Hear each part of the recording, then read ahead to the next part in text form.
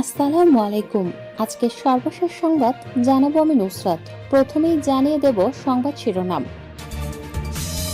নারীদের ওপর আক্রমণ করলে গাছে ঝুলিয়ে দেওয়ার ঘোষণা আক্তার হোসেনের।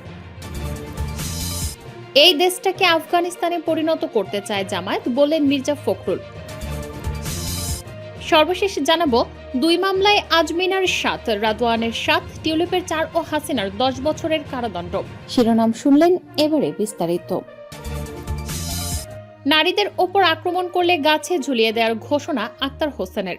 আমাদের এলাকায় নারীদের ওপর গতকালও আক্রমণ ও হয়রানি করা হয়েছে। আমরা স্পষ্ট করে বলছি, নারীদের নিয়ে বাদরামি কইরেন না। বাদরামি করলে একটা একটা করে গাছে ঝুলিয়ে দেব, এমনটাই ঘোষণা দিয়েছেন এনসিপির সদস্য সচিব আক্তার হোসেন। রোববার রংপুর 4 আসনের অধীন এনসিপির নির্বাচনী পদযাত্রার পথসভায় সভাপতির বক্তব্যে তিনি এই ঘোষণা দেন। আক্তার হোসেন বলেন, বাংলাদেশের মানুষ দীর্ঘ সময় ধরে জুলুমের শিকার হয়েছে। শত শত গুমখুন জুলুমের মধ্য দিয়ে নতুন এক বাংলাদেশ পেয়েছি। জুলুম থেকে মুক্ত হলেও দুর্নীতি, ঘুষ, রাষ্ট্রীয় ষড়যন্ত্র থেকে মুক্ত হতে পারিনি।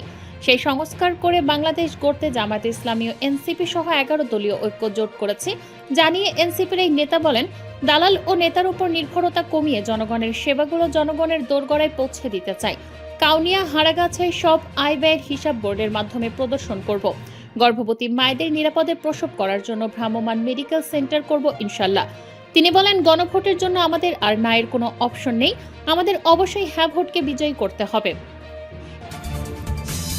এই দেশটাকে আফগানিস্তানে পরিণত করতে চায় জামায়াত, বলেন মির্জা ফখরুল।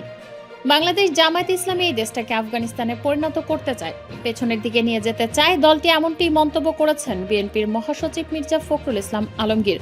সোমবার সকালে ঠাকুরগাঁওয়ে নিজ নির্বাচনী এলাকায় জনসংযোগকালে তিনি এ মন্তব্য করেন। মির্জা ফখরুল বলেন, জামায়াত নারীদের কাজ করতে দিতে চায় না, তারা চায় মেয়েরা যেন ঘরে বসে থাকবে। এ সময় জামায়াত আমিরের এক্স থেকে সাম্প্রতিক পোস্টের বিষয়ে বিএনপির মহাসচিব বলেন, আমির যদি নারী বিদ্বেষী এমন মন্তব্য করে থাকেন তবে তিনি অন্যায় করেছেন। জামায়াত হিন্দু সম্প্রদায়কে হুমকি দিচ্ছে বলে অভিযোগ করেন তিনি। একই সঙ্গে হিন্দু সম্প্রদায়ের সবাইকে নির্ভয় ও সাহসের সঙ্গে চলার আহ্বান জানান বিএনপির এই নেতা। দেশে এখন ন্যায়ভিত্তিক রাষ্ট্র গঠনের সুযোগ এসেছে জানিয়ে ঠাকুরগাঁও 1 আসনের ধানের শীষের এই প্রার্থী বলেন, বিএনপি সব দলকে নিয়ে একটি সুন্দর ও সুষ্ঠু নির্বাচনী পরিবেশ চায় এবং সেই লক্ষ্যে কাজ করে যাচ্ছে।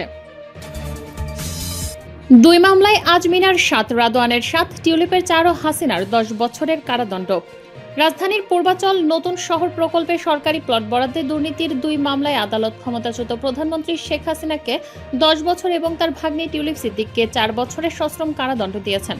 একই সঙ্গে শেখ হাসিনার ভাগিনা রাদওয়ান সিদ্দিক ও ভাগ্নি আজমিনা সিদ্দিককে পৃথকভাবে 7 বছর করে কারাদণ্ড দেওয়া হয়েছে। সোমবার 2 ফেব্রুয়ারি দুপুর 12:30টার দিকে ঢাকার বিশেষ জজ আদালত 4-এর বিচারক রবিউল আলম এই মামলার রায় ঘোষণা করেন। রায়ে 2 মামলায় শেখ হাসিনাকে পৃথকভাবে 5 বছর করে মোট 10 বছরের সশ্রম কারাদণ্ড দেওয়া হয়েছে। একই সঙ্গে তাকে 1 লাখ টাকা করে মোট 2 লাখ টাকা জরিমানা করা হয়। জরিমানার অর্থ অনাদায়ে প্রতিটি মামলায় 6 মাস করে মোট 1 বছরের বিনাশ্রম কারাদণ্ড ভোগ করতে হবে। দুর্নীতি দমন কমিশনের দায়ের করা মামলা দুটিতে অভিযোগ করা হয়েছে, সাবেক প্রধানমন্ত্রী শেখ হাসিনা ক্ষমতার অপব্যবহার করে তার বোন শেখ রেহানার ছেলে রাদওয়ান মুজিব সিদ্দিক এবং মেয়ে আজমিনা সিদ্দিককে পৃথকভাবে 10 কাঠা করে 2টি সরকারি প্লট বরাদ্দ দেন। মামলা দুটিতেই শেখ রেহানার আরেক মেয়ে এবং ব্রিটিশ এমপি টিউলিপ রিজওয়ানা সিদ্দিকের বিরুদ্ধেও অভিযোগ আনা হয়েছে। এসব মামলার বিচারিক কার্যক্রম ঢাকার বিশেষ জজ 4 আদালতে সম্পন্ন হয়।